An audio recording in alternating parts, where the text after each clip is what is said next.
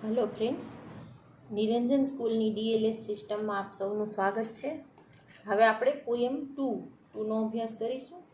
એમાં શું છે, હેડિંગ શું છે? The useful plough. આનો ઉચ્ચાર શું થશે? PLOUGH એટલે પ્લાવ, બરાબર? The useful plough. એના આપણે અત્યારે શબ્દ મતલબ વર્ડ સમજીએ. પ્લાવ એટલે હળ. મોડરેટ એટલે મધ્યમ સરનું, માપસરનું, બરાબર? પ્લેઝન્ટ આનંદદાયક. એ પછી વીટ, આ બધા એડોન એટલે સુશોભિત કરવું. ADORN એડોન એટલે સુશોભિત કરવું. અને બોવર એટલે લતાકુંજ, બાવર.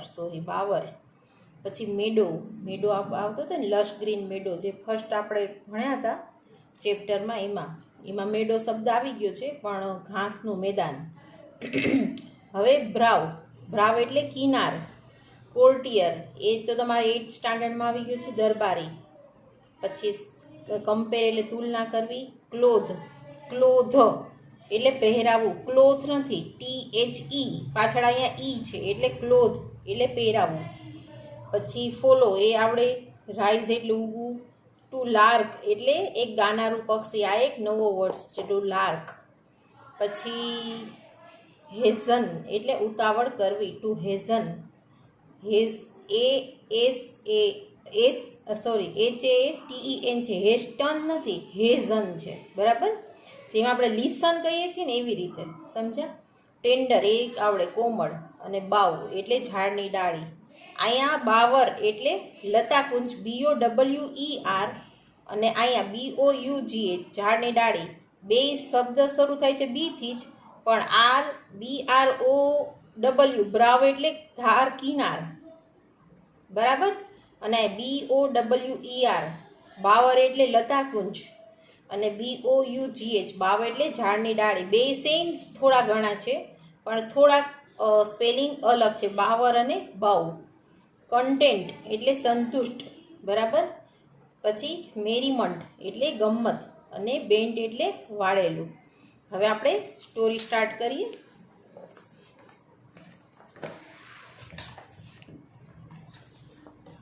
સ્ટોરી શું, પોયમ. હવે આમાં એક ગામડાનું જે જીવન જે છે એની વાત કરેલી છે. સમજ્યા મિત્રો? ગામડાનું જીવન જે હોય એટલે હું તમને ટૂંકમાં કહું ને, તો એમાં એવું હોય કે આપણે શહેરમાં રહેતા હોય ને, એટલે ગામડાના જીવનની જે શાંતિ, સંતોષ, એ બધી વસ્તુ આપણે આમ સાંભળી જ છે, પણ એ અનુભવી નથી. અને આ જે વાર્તા જે છે, આમાં વાત કઈ છે, એ ગામડામાં રહેલો માણસ પોતાની જે સંતોષ, પોતાની જે સુખ શાંતિ, એની વાત કરે છે. અને એ જે વાત વર્ણવી છે એ આપણે સમજવાનો પ્રયાસ કરીશું. એમ કે છે કે ત્યાં ગ્રામ જીવનની એક અલગ જ મજા હોય છે. અહીંયા ઘઉંના ખેતરમાં ઠંડી, ગરમી, હવા એકદમ તાજી, ફ્રેશ, ઓક્સિજન ફૂલ હવા હોય. એમાં ફરવાનું હોય, ચારે બાજુ ઘાસ હોય, ફૂલ, ઝાડ, બરાબર? અને જૂના કપડાં પહેરે કે નવા કપડાં પહેરે, ખેડૂતો કોઈ પણ રાજદલમાં, એટલે એમ કહે છે કે આટલું સરસ એકદમ કુદરતી જીવન, મુક્ત જીવન, એકદમ મસ્ત. એવા જીવનમાં એની સાથે કોઈ ટાઈ ને સૂટ બૂટ પહેરેલો મોટો અધિકારી હોય ખેડૂતની બાજુમાં, તો કમ્પેર ટુ કોણ હેપી હોય? તમે કયો જોઈ. જે એકદમ ખુલ્લા, મસ્ત, એકદમ ઓક્સિજન ચોખ્ખી હવા લે, તો ભલે એના કપડાં ગંદા હોય ખેડૂતના, એની બાજુમાં સૂટ ને ટાઈ, એને સ્ટ્રેસ કેટલો હોય, આને સ્ટ્રેસ કેટલો હોય.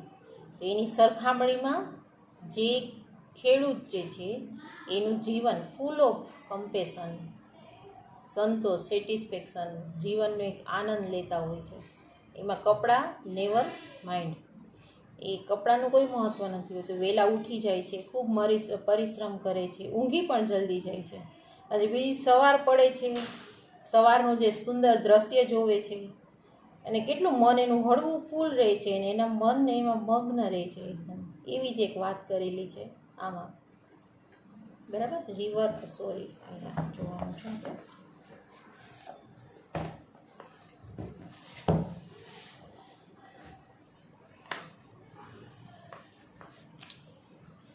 A country life is sweet.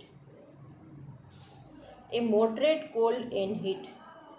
હવે કન્ટ્રી લાઈફ એટલે શું છે અહીંયા? બરાબર, કન્ટ્રી લાઈફ એટલે ગ્રામ્ય જીવન. કન્ટ્રી લાઈફ એટલે not city. Country life is sweet. A moderate cold and heat. Moderate એટલે મધ્યમ સ્તરની ઠંડી અને ગરમી છે. To walk in the air, how pleasant and fair. બરાબર, to walk in the air. હવે તમે કોઈ વખત એક વિચાર કર્યો હશે કે ક્યારેક તમે લોકો બહાર ગામડે જાઓ, સવારના 4-5 દિવસ માટે જ જાઓ, સવારના ઉઠો, પહોંચો, પછી બીજે દિવસે ઉઠો, પછી ત્યારની આમ હવામાં બારી ખોલો સવારની, કે થોડુંક આમ સવારના આટા ટલા મારો, તેની હવા, એ બધું તમે જ્યારે તમારે અનુભવો, આખું સ્ટ્રેસ ફ્રી વાતાવરણ હોય, એકદમ મસ્ત તાજું, એવી રીતે સુંદર ફૂલો. બરાબર, to walk in air, how to pleasant and fair in every field of wheat. બરાબર, અને એ જે આ જે વાત કરે છે એ ઘઉંના ખેતરની એક છે. તો કે ઘઉંના દરેક ખેતરની એક ખૂબ સુંદર હવા, એકદમ તાજી હવા હોય છે. The forest of flower adorning the bowers and every meadows brown. એટલે the forest of flowers adorning the bowers. હવે એડોરિંગ એટલે શું થાય? મતલબ ટુ એડોર એટલે સુશોભિત કરવું. સુશોભિત કરે છે કોને? તો કે બાવર્સને. બાવર્સનો આપણે મતલબ શું સમજો તો? લતાકુંજ એટલે મોટા ફૂલવેલ હોય એને સુશોભિત કરે. કોણ છે તે? Forest of flowers. એને જે ફૂલો જે છે એ સુંદર ફૂલો જે છે, બધી લતાને, ઘાસના મેદાનોને, કિનારીને બધાને સુશોભિત કરે છે. એની મેરે ઉગ્યા છે, કોઈ એના પાછળ કેર નથી કરી, કુદરતી સહજ. સો that I say no country my compare with them who clothe in grey and follow the useful plough. બરાબર, એટલે જ કે મને લાગે છે and so that I say નો કોર્ટિયર મે. બરાબર, એટલે કોઈ પણ રાજ દરબારી જે હોય ને એની કમ્પેરમાં જે હળ ચલાવતા ખેડૂત જે છે ને, who clothe is grey and follow the useful plough, જે હળ ચલાવતા ખેડૂત સાથે પણ એ courtier may compare with them who clothe in grey and follow the useful plough. આ બધી સુંદર જગ્યામાં જે જૂના કપડાં પહેરીને ખેડૂત હળ ચલાવે છે એની સરખામણીમાં કોઈ કોર્ટિયર એટલે રાજ દરબારનો માણસ પણ તુલના પણ અશક્ય છે. એની અંદર એટલી બધી ખુશી છે, દેખાડે છે. They rise with the morning lark. They lies with the morning lark. Lark મતલબ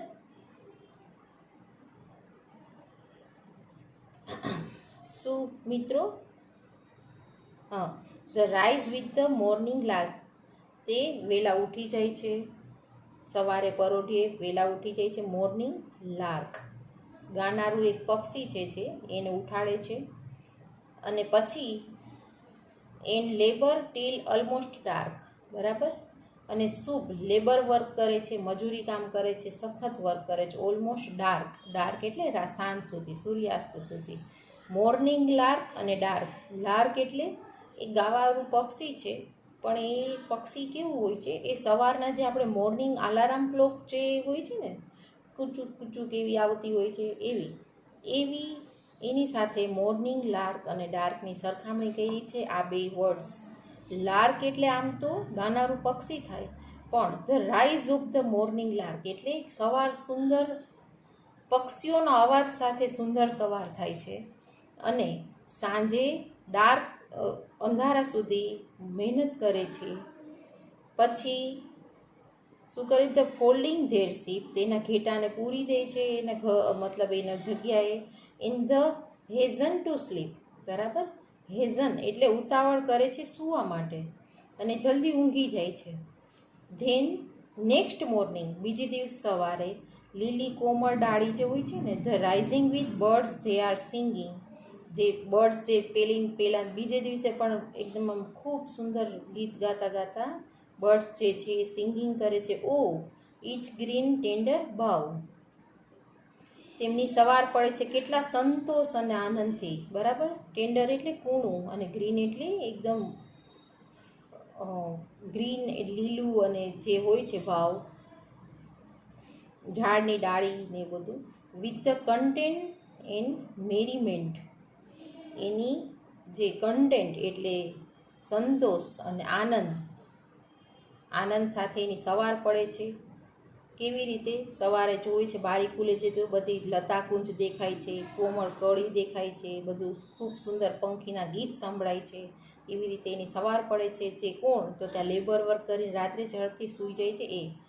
ધેર ડેઝ આર સ્પેન્ટ, બીજે દિવસે પણ એના દિવસો પસાર થાય છે. હુઝ માઇન્ડ આર બેન્ટ, ફક્ત તેનું મન હળ ચલાવવામાં જ મગ્ન છે. બરાબર, યુઝફુલ એટલે આ જે આખી પોયમની સ્ટોરી જે છે એનો કહેવાનો મતલબ એમ છે કે ગ્રામ્ય જીવનની અંદર ભલે વર્ક છે વધારે, હાર્ડ વર્ક છે, બધું છે, પણ એ લોકોને સંતોષ, તાજી હવા, આ બધું કુદરતી વાતાવરણ, પંખીઓના અવાજ, આટલે ગ્રીન ચોખ્ખી હવા, એટલે સંતોષ. અને બીજે દિવસે પણ એનું મન શું? ખાલી કામમાં, બીજી કંઈ નો વરીઝ એબાઉટ ઓલ. અહીંયા જાવું છે ને ત્યાં ભાગવું છે ને ઓલું ખાઈ લો પેલું પી લો, એવું નહીં. જરાય શાંત અને સોબર લાઈફ, એવી લાઈફ એની જે આ શોર્ટ પોયમ જે છે. ઓકે.